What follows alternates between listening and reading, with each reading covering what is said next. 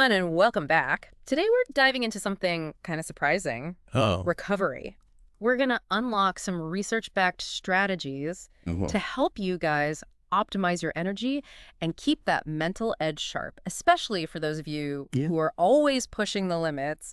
Get ready to recharge and conquer. I'm excited to get into this. Yeah. I think it's overlooked a lot, this recovery thing, Mm-hmm. but it's absolutely crucial if you want to perform your best consistently. I am already intrigued and maybe a little guilty about how Yeah. much I don't focus on recovery. Yeah. One thing that caught my eye Yeah. when I was looking at the research for this deep dive was this idea of our bodies having these natural energy cycles. Can you break that down for us? Absolutely. Yeah. So these are called ultradian rhythms. They're basically these 90 to 120-minute cycles Okay. where our bodies naturally shift between higher and lower energy states. Oh, okay. It's not just about feeling sleepy. Right. Our focus and cognitive abilities, even hormone production, Interesting. all fluctuate within these cycles. So that mid-afternoon slump where I'm like reaching for another coffee, Yes. that's not just me being weak-willed. Not at all. Yeah. It's likely your body hitting that Yeah. natural dip in its ultradian rhythm. Yeah. Now, the interesting thing is Mm-hmm. that if we constantly try and power through these dips, Mm-hmm. Mm-hmm. relying on caffeine or sheer willpower, Yeah. we're actually working against our biology. Okay. And that is a recipe for stress and burnout down the line. All right. So how do we work with these cycles instead of against them? That's where strategic energy management comes in. Recognizing these peaks and valleys and planning your day accordingly. Okay. During those high energy phases, Yeah. tackle your most demanding tasks. When you hit a dip, Mm-hmm. instead of pushing through, Yeah. take a short break that aligns with the natural rhythm. That makes a lot of sense. Yeah. But it's a pretty big shift from the push harder, go longer Yeah, mentality a lot of us operate under. absolutely. Yeah. It's a paradigm shift. Mm-hmm. But research shows aligning your work with these rhythms Okay. can dramatically boost productivity and reduce those feelings of burnout. Nice. And it's not just about when we work, Okay. but what we do during those recovery periods. So that's where I get tripped up. I know logically breaks are good, Right. but my instinct is always to just push through. Mm-hmm. What's the most effective way to recharge? Is it all about just vegging out?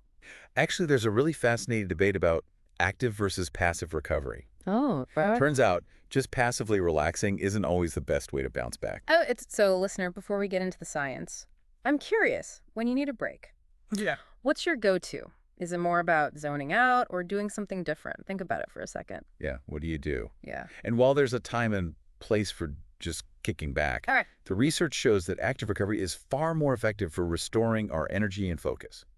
So what does active recovery actually look like? Give us some examples. It can range from physical activities like a brisk walk or light stretching Okay. to mental exercises like reading, puzzles, or even creative endeavors. Even something as simple as switching to a different type of task can provide active recovery for your brain. Interesting.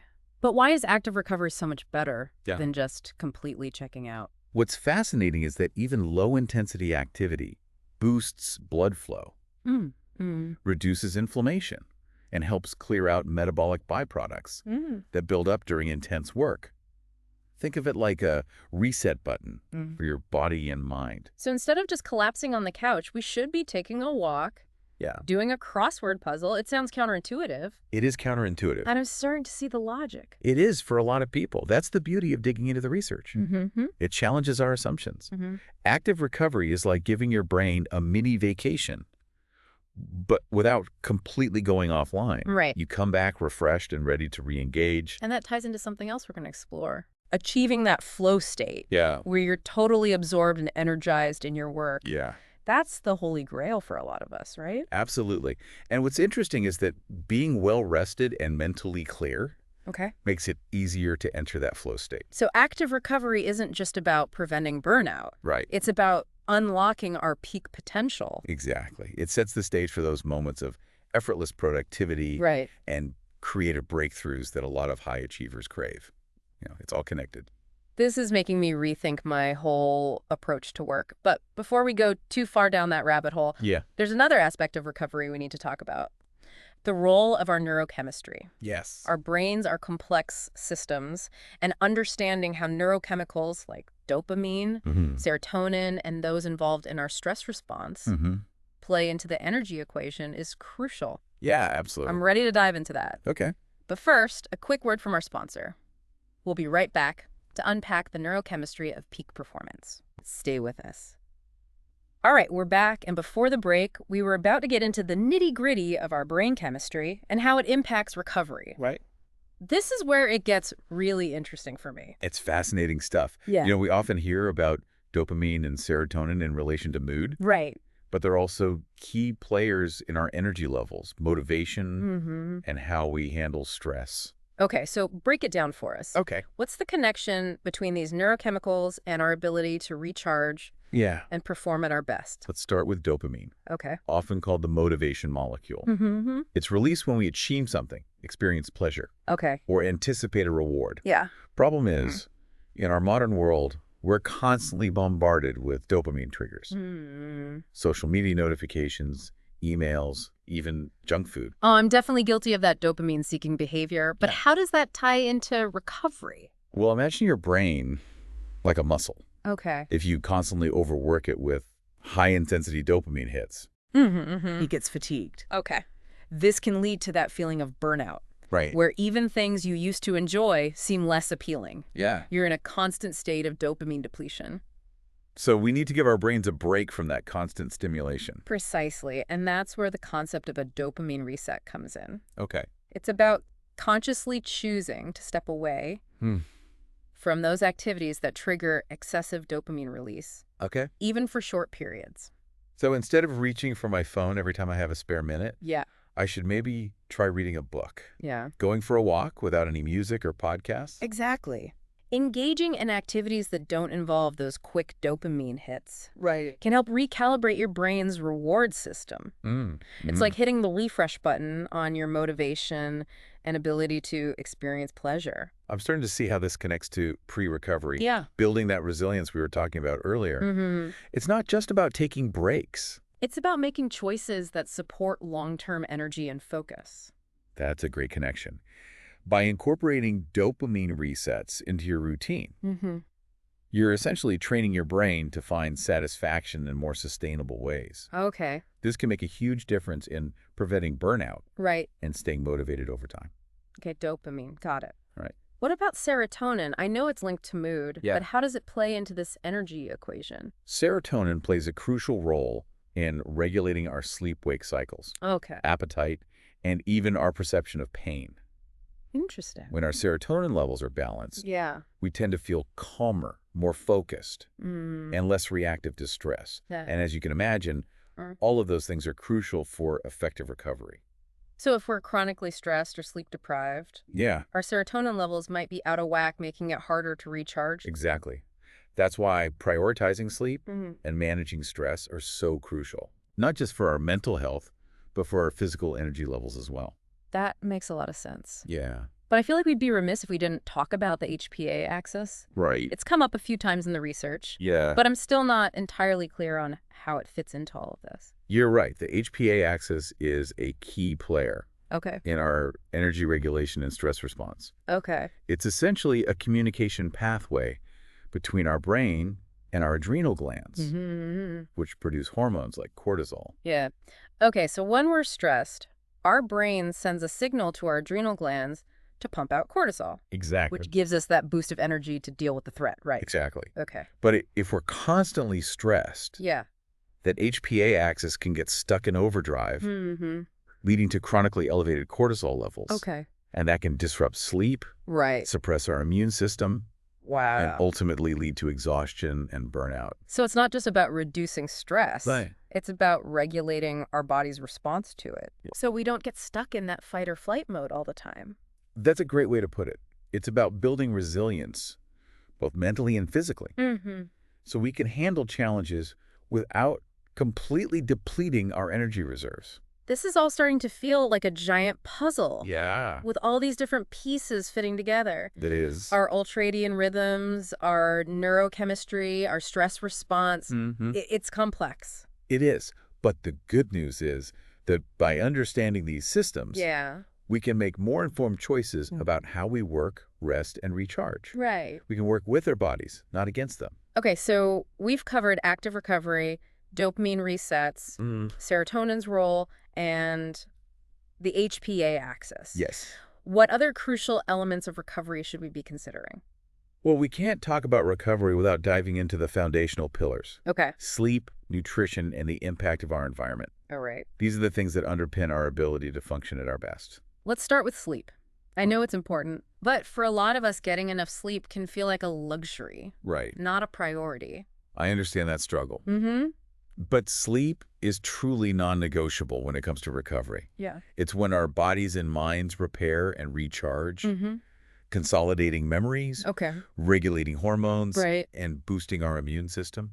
Okay, so it's not just about feeling rested. Yeah. It's about all these essential processes happening behind the scenes. Exactly. And while everyone's sleep needs vary, Okay. aiming for 7 to 9 hours of quality sleep per night is a good starting point for most adults. All right, so we need to prioritize sleep. Yes. What about how we sleep? Mm. Are there any specific strategies or tips that can help us optimize those precious hours? Absolutely.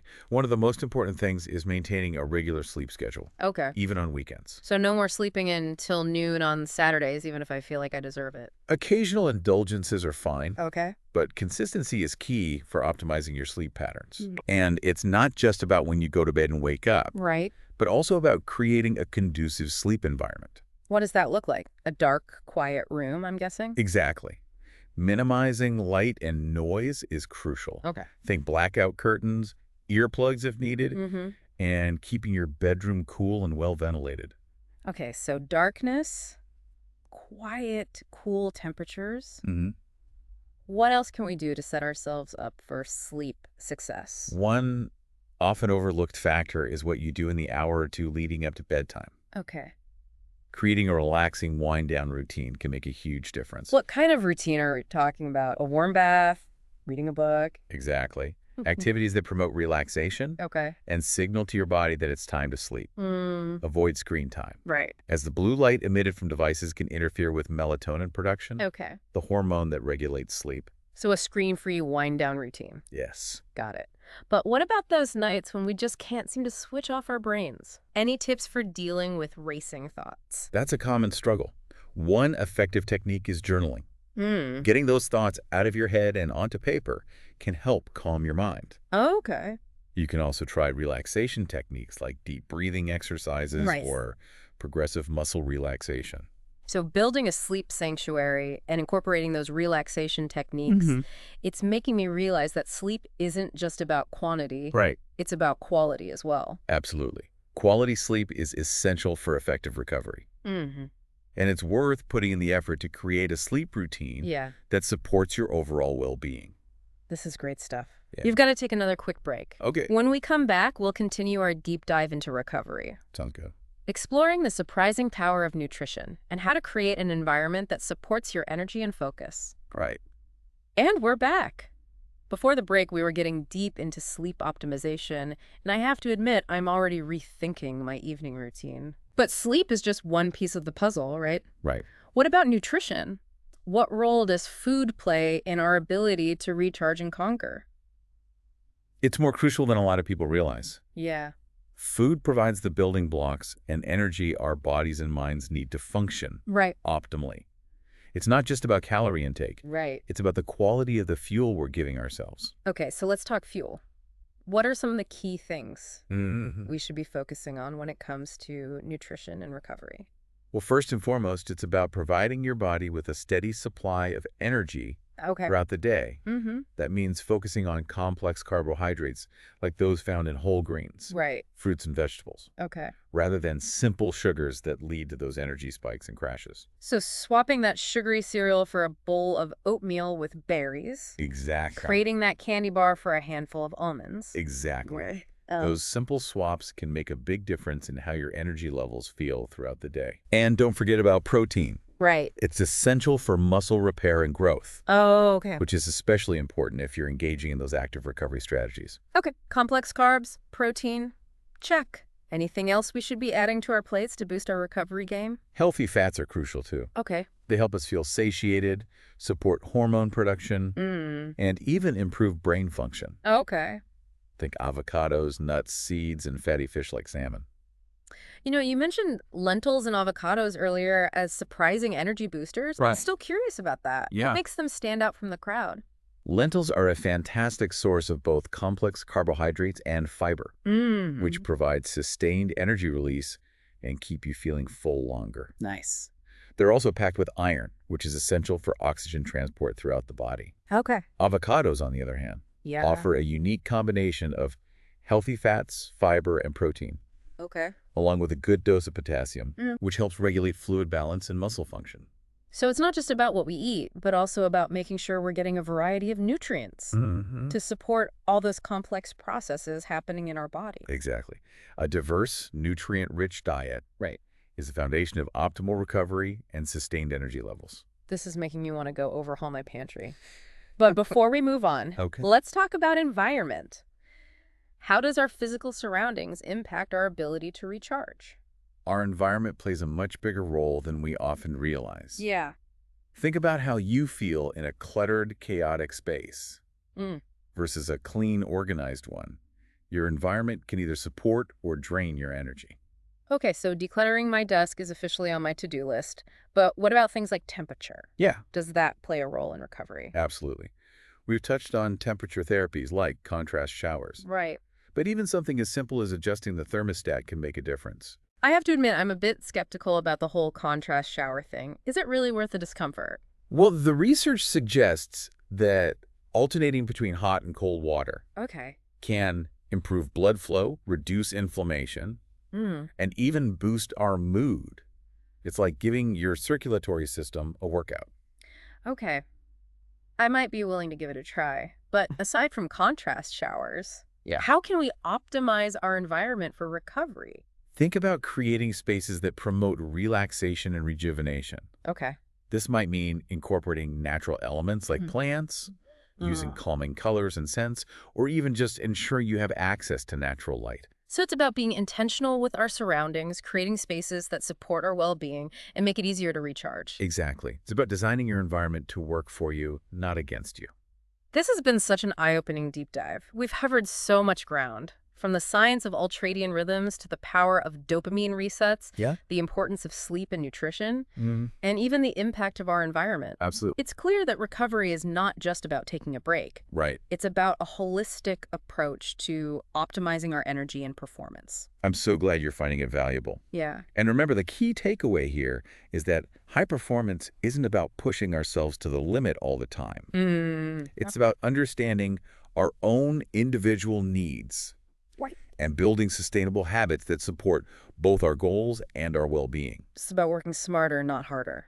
Precisely. It's about finding that sweet spot where challenge and recovery are in perfect balance, allowing us to thrive in all areas of our lives. Well said. Listener, we've given you a lot to think about today. We have. We hope this deep dive has sparked some new ideas and inspired you to prioritize your recovery as much as you prioritize your goals. Remember, you deserve to recharge and conquer. Until next time.